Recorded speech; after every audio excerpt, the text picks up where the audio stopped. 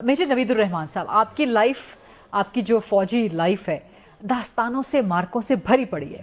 और आपके इंट्रोडक्शन में जिस तरह से मैंने कहा कि आपका एक बहुत ज़बरदस्त intro is regarding alpha Bravo Charlie drama, उसमें जो कैप्टन काशिफ का किरदार है वो मेजर नवीदुर रहमान की ज़िंदगी पर मबनी है। सो ज़रा बताएं आज के नौजवानों को। मोहतरमा, मैं जब छोटा था तो मेरी अम्मी मुझे कहती होती थी कि बच्चे मैं 3 दफ़ा वज़ू करती हूँ, एक दफ़ा नमाज़ पढ़ते हुए, एक दफ़ा वो लस्सी का डोला जो रड़कते हैं वो, और तीसरी दफ़ा जब आपको मैं फीड कराती थी। मैं चाहती हूँ कि मैं एक फ़ौजी की माँ बनूँ और तुम जब जाओ तो मैं तुम्हारे साथ रहूँ। मैं छोटा बच्चा था तो मेरी माँ ने कहा कि मैं जब बन गया लेफ्टिनेंट तो मुझे कहती है मुझे इतने पैसे दिया करो, मैं तुम्हारी ज़िंदगी, तुम्हारे वतन की हिफाजत और तुम्हारे साथियों की ज़िंदगी के लिए मैं दुआ कर सकूँ, मुझे और कुछ नहीं चाहिए। मुझे वो जज्बा और शौक़ घर से मिला था, मैं उस लेके आगे आया। बात जो थी, जंगी जनरल साहिबान बैठे हुए हैं, फ़ौज में इतने मौके मिलते हैं कि इंसान को मौत बहुत करीब आती है। मैं सियाचिन में मिसिंग हो गया था, मेरे घर में सिग्नल आ गया था, missing believe killed by enemy RPOW। तो बाद में जब मैं मिल गया तो मेरी माँ को मेरे भाई ने कहा कि मेरी अभी नवीद से बात हुई है, वो ज़िंदा है, लिहाजा जो कब्र खोदी थी हम बंद कर रहे हैं इसको, तो आपको बताना था। तो माँ ने कहा बच्चे मुझे कब्र मुझे दिखाओ, तो उन्होंने कहा ये मेरे लिए पड़ी रहे। जब मेरी माँ मरी तो उसमें दफन हुई। ये ज़िंदगी में होता है, वो कहते हैं मैन प्रोपोजेस गॉड डिस्पोजेस, मौत आनी है, वो जो रात कब्र में वो बाहर नहीं होती, वो डरना नहीं होता, ना कोई डरता है। बात ये होती है कि हम पैशन के तहत आते हैं। आपने सियाचिन में क्या कारनामा अंजाम दिया था? सियाचिन में यही था कि मैं वहाँ एक पोस्ट पे था और मैं देख रहा था कि बनिया बेस पे दुश्मन के एली आ रहे हैं, वहाँ उनकी ड्रॉपिंग हो रही थी। मैंने हेडक्वार्टर को रिपोर्ट दी, बटालियन मेरी 9 आज़ाद कश्मीर रेजिमेंट थी, मैंने उनके CO को बताया।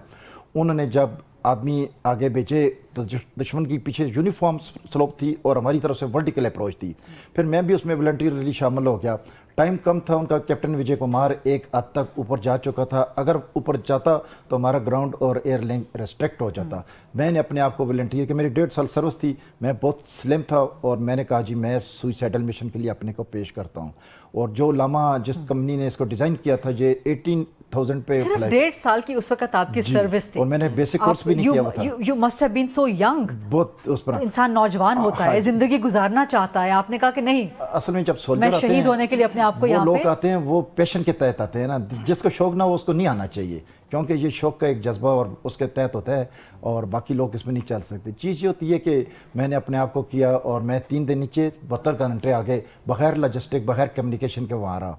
सिर्फ मेरे पास एक राइफल थी जिसमें 22 उसमें 28 राउंड थे, 2 कम डाले थे, 30 होते थे, माइनस टेम्परेचर था। और जब मुझे स्लिंग करके गए मेरी पक्की हार्नेस भी नहीं थी, मैं 3 हवाओं के नीचे मुतरमा रहा, जिस पे हेली ऊपर टेक ऑफ कर रहा था, डायरेक्ट उसके नीचे एग्जॉस्ट भी मेरे ऊपर आ रही थी, 80 नॉटिकल माइल की स्पीड थी, वो भी मैं उसमें आ रहा था, और आगे 70 नॉटिकल माइल में ब्लेजर चल रहा था और वो मुझे तंग कर रहा था। मेरा मुंह ऊपर हो गया, मेरे नाक, आंखों, कान से ब्लीडिंग शुरू होगी। मैंने रोप को नहीं छोड़ा और मैं जब मेरी 2-3 दफ़ा नीचे नज़र पड़ी तो मैंने देखा तोपों के मुंह से आग निकल रही थी। मेरा दिल कह रहा था कि मैं उड़ के चला जाऊं, मेरे पर निकल जाएं। मुझे स्प्लिंटर भी लगे, विक्रस के राउंड भी लगे, लेकिन मैंने नहीं। मुझे 25,000 फुट से बगैर पैराशूट किसने ड्रॉप किया।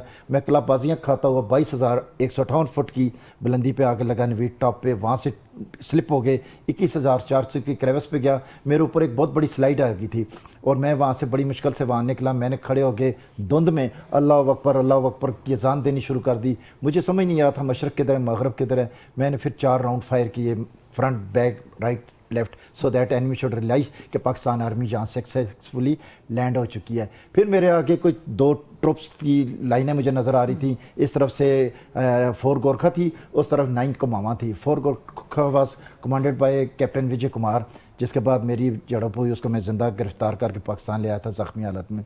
और मैंने पत्थर एक ड्रॉप किया था जाली मदद करके, वो जब नीचे गया तो उसके साथ कुमामा उस तरफ चली गई, विजय कुमार के 4 आदमी मेरे नरखे में आ गए थे। ये दुआएं होती हैं कामयाबी की।